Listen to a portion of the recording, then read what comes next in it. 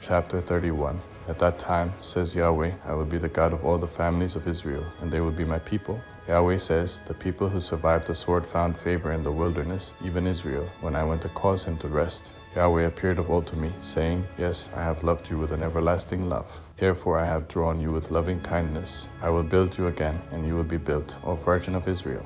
You will again be adorned with your tambourines, and will go out in the dances of those who make merry. Again you will plant vineyards on the mountains of Samaria. The planters will plant and will enjoy its fruit. For there will be a day that the watchmen on the hills of Ephraim cry, Arise, let's go up to Zion to Yahweh our God. For Yahweh says, Sing with gladness for Jacob, and shout for the chief of the nations. Publish, praise, and say, Yahweh, save your people, the remnant of Israel. Behold, I will bring them from the north country, and gather them from the uttermost parts of the earth, along with the blind and the lame, the woman with child in her who travails with child together. They will return as a great company. They will come with weeping. I will lead them with petitions. I will cause them to walk by rivers of waters, in a straight way in which they won't stumble. For I am a father to Israel.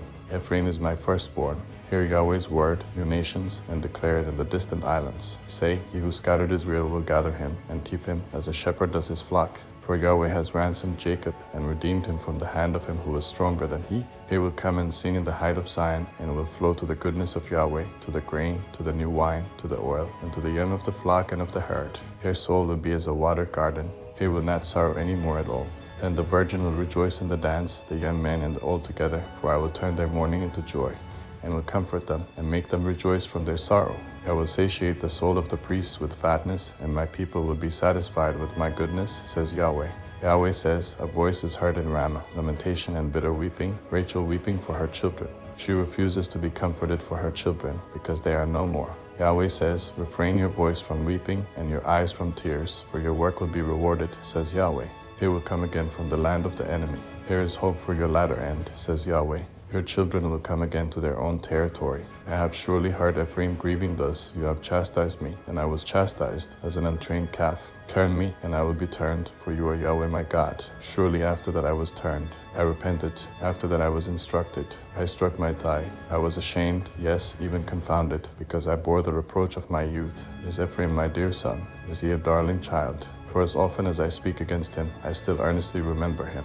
Therefore my heart yearns for him. I will surely have mercy on him, says Yahweh. Set up road signs, make guideposts. Set your heart toward the highway, even the way by which you went. Turn again, Virgin of Israel. Turn again to these your cities. How long will you go here and there, you backsliding daughter? For Yahweh has created a new thing in the earth. A woman will encompass a man. Yahweh of armies, the God of Israel, says, Yet again they will use this speech in the land of Judah and in its cities. When I reverse their captivity, Yahweh bless you, habitation of righteousness, mountain of holiness. Judah and all its cities will dwell therein together, the farmers, and those who go about with flocks. For I have satiated the weary soul, and I have replenished every sorrowful soul. On this I awakened and saw, and my sleep was sweet to me. Behold, the days come, says Yahweh, that I will sow the house of Israel and the house of Judah with the seed of man and with the seed of animal. It will happen that, like as I have watched over them to pluck up and to break down and to overthrow and to destroy and to afflict, so I will watch over them to build and to plant, says Yahweh. In those days they will say no more, the fathers have eaten sour grapes, and the children's teeth are set on edge. That everyone will die for his own iniquity. Every man who eats the sour grapes, his teeth will be set on edge. Behold, the days come, says Yahweh, that I will make a new covenant with the house of Israel and with the house of Judah, not according to the covenant that I made with their fathers in the day that I took them by the hand to bring them out of the land of Egypt, which covenant of mine they broke, although I was a husband to them, says Yahweh.